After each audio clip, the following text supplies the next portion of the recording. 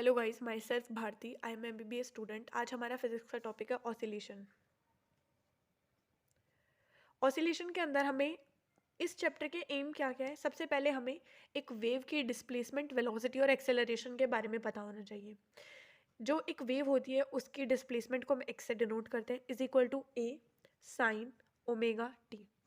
ए है amplitude, omega angular velocity and T is the time.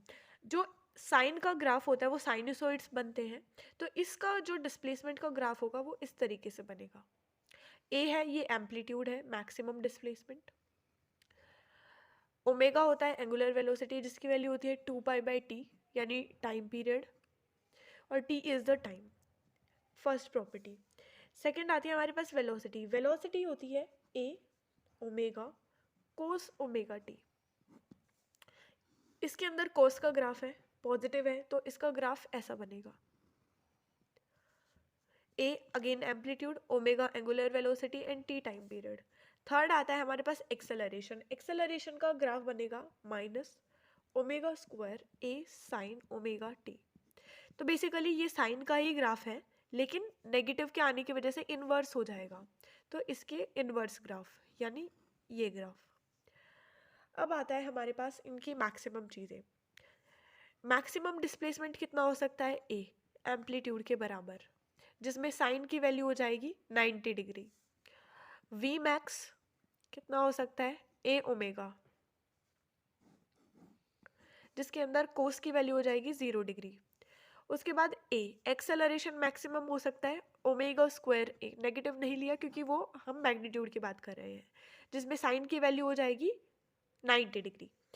अब आता है हमारे पास इसका वेलोसिटी का और डिस्प्लेसमेंट का, इन दोनों के बीच का अगर हमें रिलेशन पूछा जाए तो v is equal to omega under root amplitude का स्क्वायर माइनस डिस्प्लेसमेंट का स्क्वायर।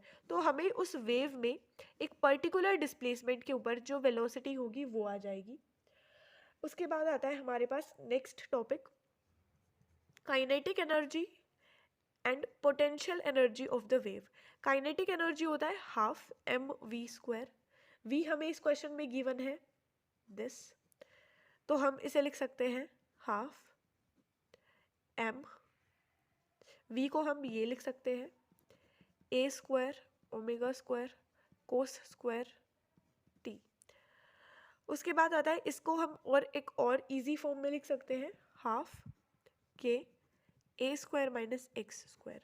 पोटेंशियल एनर्जी होती है हाफ के एक्स स्क्वायर, और इसे हम इसके अंदर ये जो के होता है ये होता है स्प्रिंग कांस्टेंट।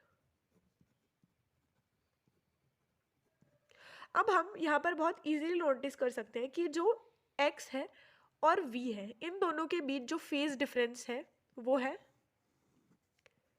π/2 यानी 90 डिग्री का। इसके और इसके बीच में भी क्लियरली जो फेज डिफरेंस है वो है π/2 का, और डिस्प्लेसमेंट और एक्सेलरेशन के बीच जो फेज डिफरेंस है ये है पाई का। ये क्वेश्चन एक बार नीट में पूछा जा चुका है, तो इसे ध्यान रखो। उसके बाद ये जो पॉइंट है इसके ऊपर हम देख सकते हैं कि यहाँ पर x की वैल्यू 0 है, v की वैल्यू मैक्सिमम है और a की वैल्यू भी 0 है। ठीक है, इस पॉइंट के ऊपर अगेन सेम x की वैल्यू 0 है, v की वैल्यू मैक्सिमम है। इन शॉर्ट मैक्सिमम हम कैसे बोल सकते हैं, मैग्नीट्यूड वाइज। उसके बाद एक्सेलरेशन की भी वैल्यू 0 है।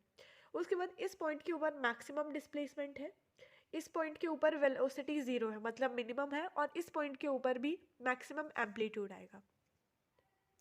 इसका मतलब क्या है कि इस पॉइंट के ऊपर x की वैल्यू और a की वैल्यू दोनों की वैल्यू मिनिमम है और v की वैल्यू मैक्सिमम है, और इस पॉइंट के ऊपर x की वैल्यू और a की वैल्यू मैक्सिमम है और v की वैल्यू मिनिमम है। इन शॉर्ट जहाँ पर a और x का मैग्नीट्यूड मैक्सिमम है वहाँ पर v का मैग्नीट्यूड मिनिमम है। उसके बाद आता है हमारे पास टाइम पीरियड निकालना। टाइम पीरियड क्या होता है, उतने टाइम में जितने टाइम में एक वेव एक कंप्लीट ऑसिलेशन कवर करती है उसे टाइम पीरियड बोला जाता है।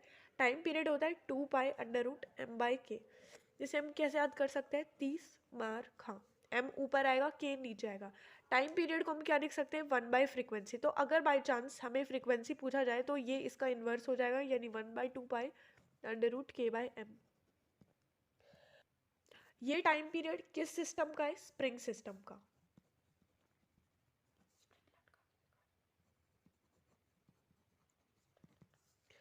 जैसे कि ये इसके अंदर स्प्रिंग का ये है स्प्रिंग कांस्टेंट के, इसके नीचे एक एम मास लटकेगा, उसका मास है ये, और अगर हम इसे नीचे खींच के छोड़ देंगे तो ये जो ऑसिलेशन करेगा उसका टाइम पीरियड आ जाएगा 2π√m/k।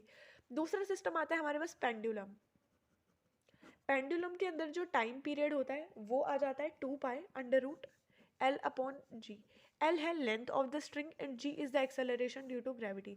सपोज अगर ये एक पेंडुलम है, हम इसे इस साइड ले जाके छोड़ देंगे तो इसका जो टाइम पीरियड आएगा that will be t is equal to 2π√L/g।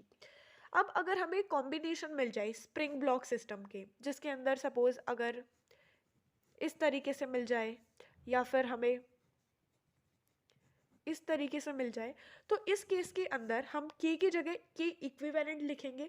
ये सीरीज में है तो इसके अंदर पैरेलल का कॉम्बिनेशन आ जाएगा, यहाँ k इक्विवेलेंट हो जाएगा। ये बस जो हमारा इलेक्ट्रिसिटी के अंदर रेजिस्टेंस आया था उसका ऑपोजिट होगा, तो 1/k equivalent is equal to 1/k1 plus 1/k2। इसके अंदर पैरेलल में है तो इसमें सीरीज का कॉम्बिनेशन आ जाएगा, k equivalent is equal to k1 plus k2। जैसे हमने इसमें ट्रिक बनाई थी 30 मार्क, हाँ वैसे ही इसमें आ जाएगी तेलुगु, TLG, लेंथ ऊपर आएगी और जी नीचे आएगा। That's all about this chapter. और अगर आपको हमारी वीडियोस हेल्पफुल लगती है तो please like share and subscribe the channel. Thank you so much.